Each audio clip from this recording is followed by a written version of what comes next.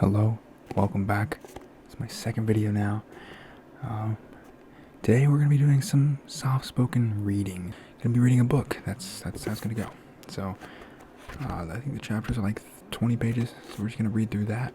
And yeah, it's just a book that I had, Salvation Day by Callie Wallace. Just a book on my bookshelf that I never got around to reading. So we're gonna read the first chapter of it. And if you guys like the book so far after this video, make sure to let me know in the comments so that we can read the next chapter. If not, then we'll move on to different books and go around. And if you have a book or something like that, or just an overall idea for a video, make sure to leave it in the comments and I'll be checking that out. I guess now for you, but after the video is out for me. So anyways, yeah, let's get to reading. Okay, so the first chapter is Zara. I don't know how to pronounce it. Anyways, just gonna read it. I don't know. That's pretty much it. This little bookmark. A magnetic bookmark. Okay. The earth was behind me, but I could still feel it. It hadn't yet let me go.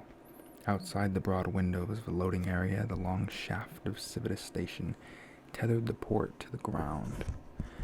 As they awaited their turn aboard the shuttles, the passengers gaped at the earth. I don't know what that means.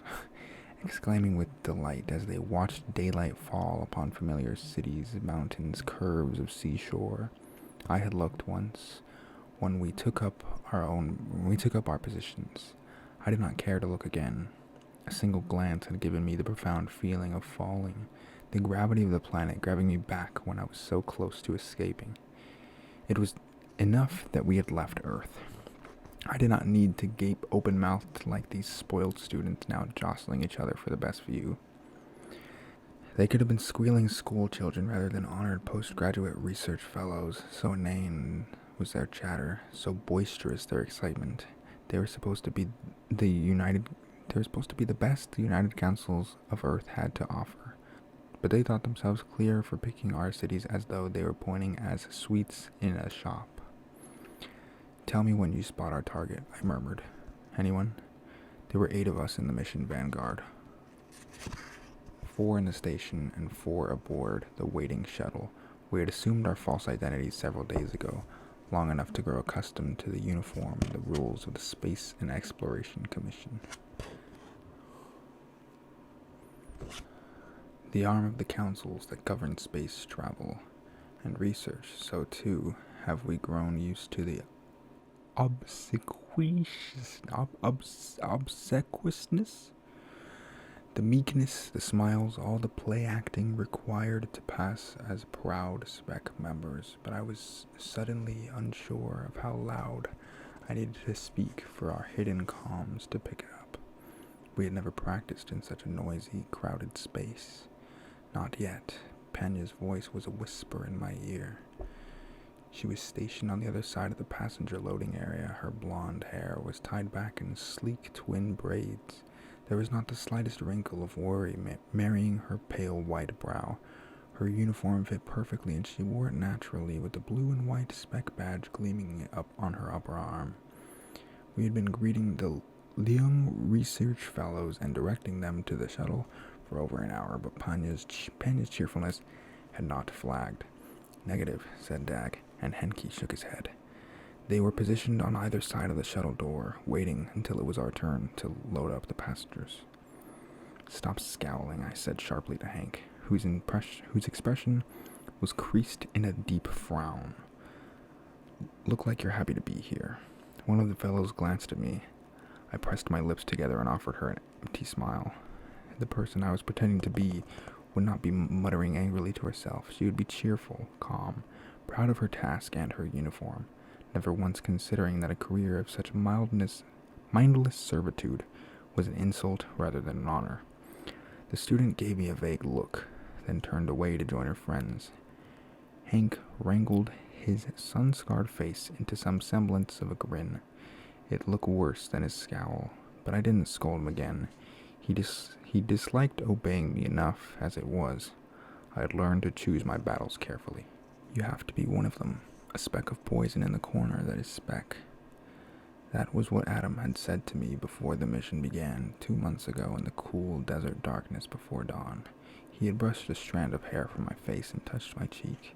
I had shivered with guilt. I hoped he saw his pride. With fear, I hoped he took for excitement. Jesus, I can't read it all.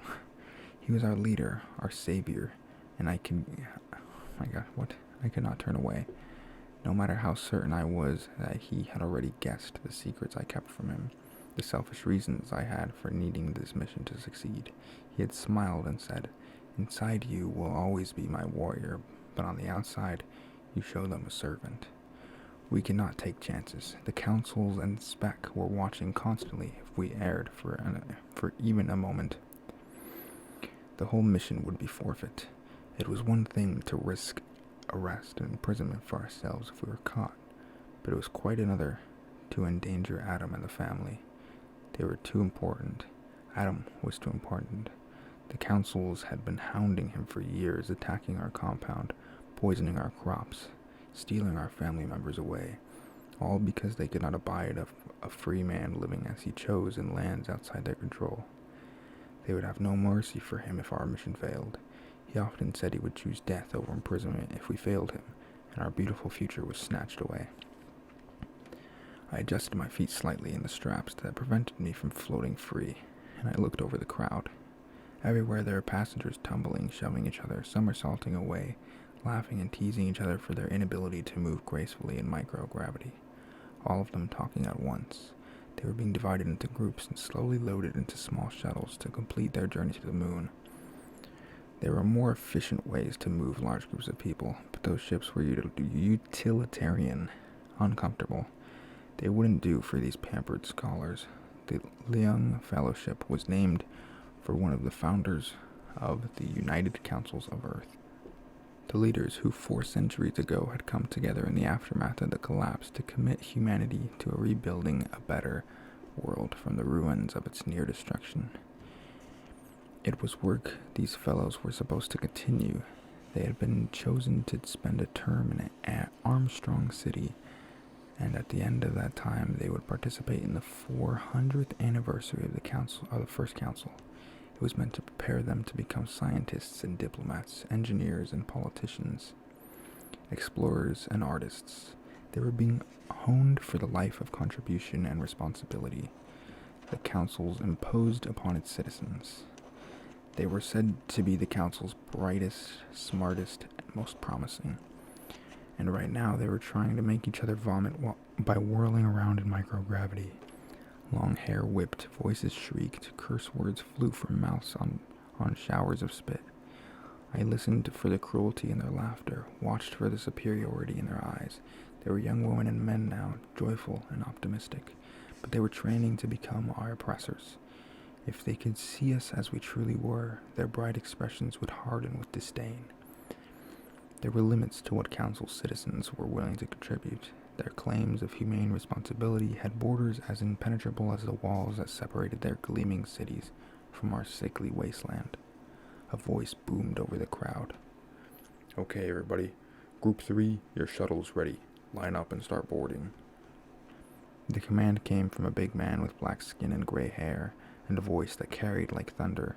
Professor Mbaga was the faculty escort assigned to our shuttle. A theoretical mathematician, soft, elderly, not a threat. He floated his way over to Hank and Dag. He greeted them, shook their hands. They all nodded and grinned and shared a joke about energetic 20-somethings behaving like children. Mbaga admired the flight division tattoos on the backs of Dag's hands, clapped his shoulder, and thanked him for his service. Even Hank managed a convincing smile. In that moment, I was proud of how well they played their roles. "Group 3, you're boarding now or we're leaving you behind," Mbaga bellowed. My pulse quickened as I looked over the crowd. These were our charges, now separating themselves from the others, carefree and unhurried as they moved towards the shuttle loading door. A scuffle broke out when one woman accidentally kneed a man in the face. The man spluttered in protest and swiped at her, snagging her food and snagging her foot, not food, and spinning her away, which sent her barreling into her friends. The woman yelped and kicked awkwardly, caught the man on his jaw. The force of her kick, more accident than intent, shoved him backward into another young man, who caught him around the middle and easily stopped his momentum. The second man let go of his friend. He turned. My breath caught. I saw him only in profile, but I recognized him instantly. I had studied his face in photographs so many times that I could see him when I closed my eyes. Black hair, brown skin, eyes so dark they were nearly black. Angular cheekbones, even when he had been a child, more pronounced now. A recording of him roughhousing and laughing with his mother in her workshop had been played countless times on news reports in the months after the House of Wisdom incident. My own mother, ashen with shock and grief, her arms wrapped around the twins while they slept, had watched with tears in her eyes, murmuring, "That poor little boy. I can't believe it, that poor little boy." The other woman at the homestead sat with her sometimes, not understanding the depth of her despair. We were at the time newly extracted from the persecution of the councils in the shadow of my father's supposed crimes, but only Adam knew who we were and what we had left behind. Everybody who joined the family took Adam's name, so my mother ceased to be Maria Dove and became Maria Light, for brightness and warmth, for the strength of the desert sun, for the fiery blaze of stars. The boy on the news reports had never looked sad to me. He had never cried, not even at his parents' funerals, where he had sat wrapped in a dark blue blanket in a wheelchair, his aunt rigid and silent beside him, a phalanx of security guards encircling them as empty caskets were fed into a meaningless ceremonial fire. The cameras had remained fixed on his face. He had not shed a single tear. His name was Jaswinder Bhattacharya. Bhattacharya. I'll go with that. He was 22 years old, and he was the most famous orphan in the solar system. He was the son of the woman who had designed the engines that drove the fastest spaceships, and the man who had solved the root module salt accumulation problem for large-scale microgravity agriculture. Padmavati Bhattacharya, his aunt, was one of the most powerful counselors in the United Councils of Earth. With a position so elevated, few people had any true idea what she did. Bhattacharya himself was an astronomer who studied the life cycle of galaxies with a focus on the quasars at the centers. It was a rather esoteric and impractical field for the son of people who had done so much to propel modern humanity back into space. He was the only survivor of the House of Wisdom massacre, my father's massacre, or so the world believed.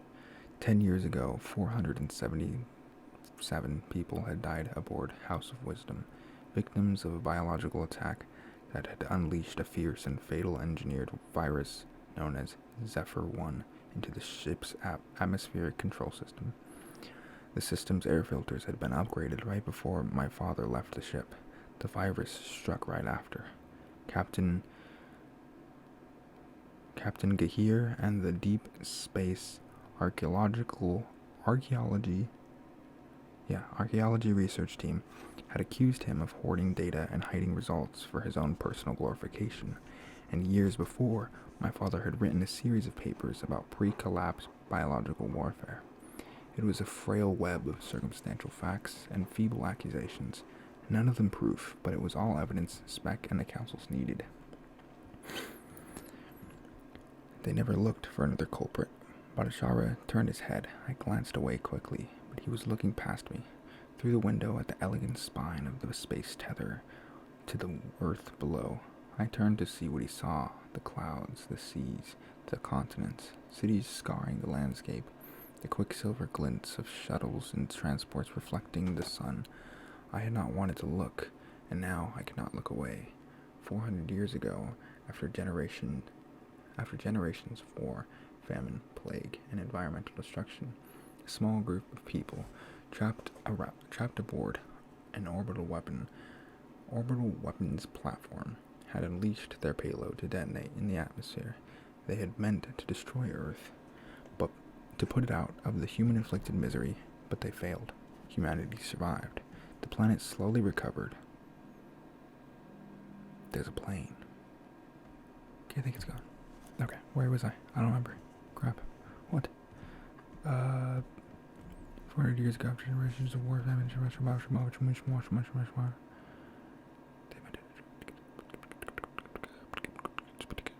I don't know where I was.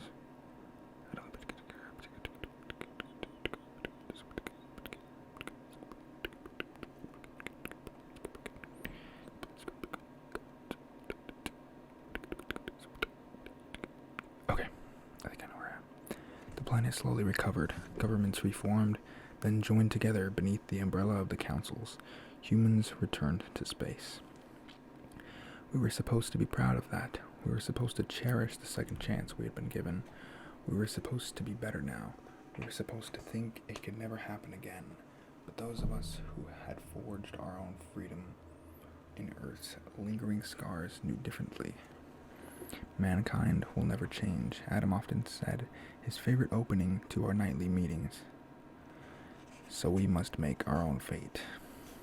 Somewhere out there, elsewhere above the Earth, our ship Homestead was already in orbit. With Adam in command, it was filled to capacity with 300 men, women, and children, including Anwar and Nadra. Nadra? I think that's how you say it. My brother and sister. My team and I had been separated from the rest of the family for over a month. They had been smuggled across the border into Council's territory in small groups, slowly, carefully, at great risk to both themselves and the family as a whole. And we had not known. They all made it until Homestead launched successfully. It was an agonizing and difficult separation. By the end of the day, we would be together again. The hollow feeling in the chest. It was not only from the lack of gravity, it was not only nerves. There was pressing outward from my lungs, from my throat, from the chambers of my heart, a giddy hope I had never felt before. I would not be going back.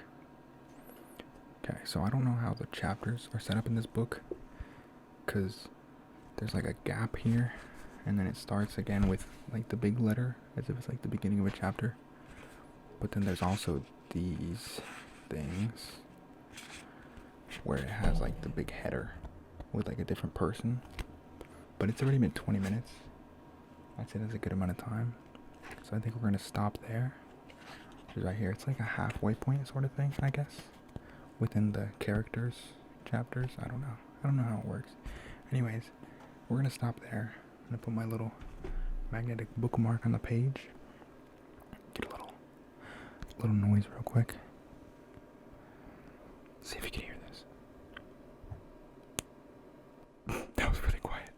I don't know if you can hear that. Anyways, we're gonna stop it there for this video. Because that was a decent amount of time. So if you want me to keep reading this book, I'll do more of it. We can make like a whole series maybe of like reading books. I don't know. So if you have any suggestions for other books, I do have a few here, but you know, I'm willing to get more books. I don't know. We'll see. I can do also like ebooks or something online. I don't know. Anyways. If you like the idea of book readings, make sure to leave a comment. If you liked this book, if you liked the idea, if you want to suggest other books, or just general ideas for future videos, make sure to leave them in the comments. If you enjoyed, make sure to hit the like button, because it helps me out a lot. And, yeah, if you enjoyed the content, make sure to check out my first video, and consider subscribing, so you see when I upload new videos. And, yeah. That's it. Hope you have a good time doing whatever you're doing right now. And hopefully I'll see you next time.